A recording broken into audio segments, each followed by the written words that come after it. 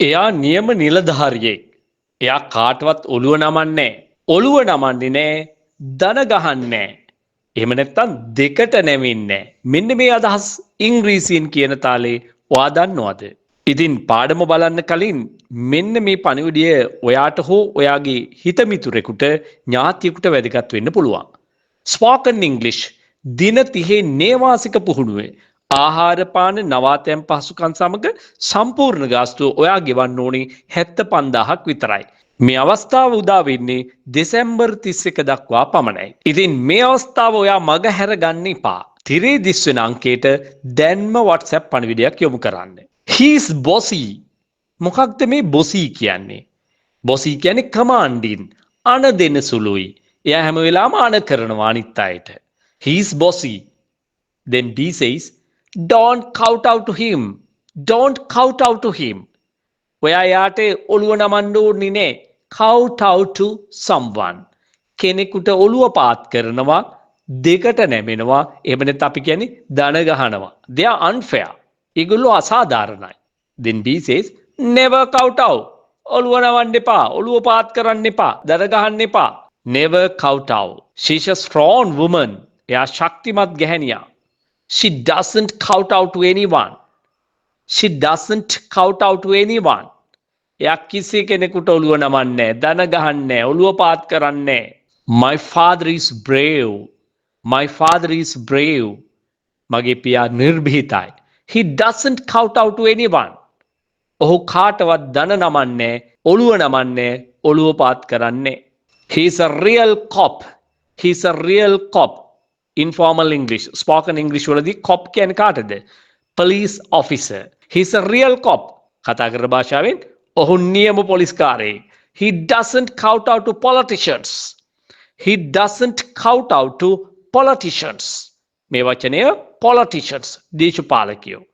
ඔහු දේශපාලකයන්ට හිස නමන්නේ, ඔළුව පාත් කරන්නේ, දෙකට නැමෙන්නේ, දන ගහන්නේ නැහැ කියන අර්ථයයි මෙතන තියෙන්නේ. නරක දේශපාලකයෝ සම්බන්ධවයි මේ කියවෙන්නේ. He's an honest officer. He's an honest officer. ඔහු අවංක නිලධාරියෙක්. He doesn't kowtow to power. He doesn't kowtow to power. ඔහු බලයට ඔළුව නමන්නේ, හිස නමන්නේ, දෙකට නැමෙන්නේ, දන ගහන්නේ නැහැ. He follows the law. ඔහු නීතිය තමයි අනුගමනය කරන්නේ. He doesn't kowtow to anyone. He doesn't kowtow to anyone. එයා කාටවත් හිස නමන්නේ, ඔළුව පාත් කරන්නේ නැහැ, දෙකට නැමෙන්නේ නැහැ, දන ගහන්නේ නැහැ. මේ සියලුම අර්ථ මේකේ තියෙනවා. I stand for what is right. මම හරි කියන පැත්තේ හිට ගන්නවා. ඔන්න ඔය අදහස කියන්නේ කොහමද? I stand for what is right. I don't kowtow to anyone. මං කිසි කෙනෙකුට හිස නමන්නේ, ඔළුව පාත් කරන්නේ, දන ගහන්නේ, දෙකට නැමෙන්නේ නැහැ කියන අර්ථ. I believe in myself. මම මා ගැනම විශ්වාස කරනවා. I never kowtow to anyone.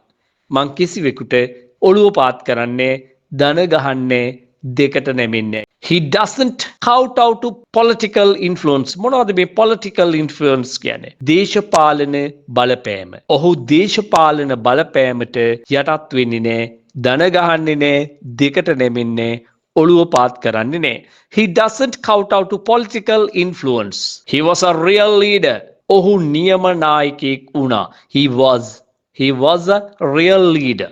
ඇත්තටම මේ was කියලා අපි ශබ්ද කරන වචනය z sound එකකින් අවසන් වෙන්නට ඕනි. He was කියලා. මේක American pronunciation එකකින් කියනවා නම් was ඒත් z දකුරක් එනවා. කියවෙන්නේ was කියලා. British English was. He was a real leader. He didn't kowtow to political pressure. He didn't kowtow. ඔහු ඔළුව නැමුවේ නැහැ. දෙකට නැමුනේ නැහැ. ඔළුව පාත් කළේ නැහැ. දන ගැහුවේ නැහැ. මොකටද?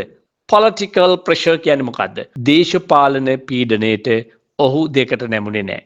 සාර්ථක ඉංග්‍රීසි කතිකයෙක් වන්න. හොඳින් ඉගෙනීම මෙන්ම පුහුණුවද ප්‍රගුණ කරමු. ඉංග්‍රීසි කතන නිසා ඉදිරියට යන සමාජයේ ඔබ පසුපසට ගිය කාලයට තිත තබමු. Spoken English with Samanyapa. ඔබ පාසල් හෝ විශ්වවිද්‍යාල සිසුවෙක් රැකියාවක නිරත වන්නෙක් හෝ විදේශගතව සිටින අයෙක් හෝ කුමන වයස් මට්ටමක අයෙකුවත් ලෝකයේ ඕනෑම තැනක සිට ඉංග්‍රීසි කතා කරන්න. තනිහා කණ්ඩායම් පන්ති ඔන්ලයින් හෝ ෆිසිකල් හා අපගේ නේවාසික ඉංග්‍රීසි කඳවුර ඔස්සේ හෝ ඔබට පහසු හා කැමති මේ ඕනෑම ක්‍රමයකින් පහසුවෙන් ඉගෙන ගන්න. දැන්ම අමතන්න 071 01 22 62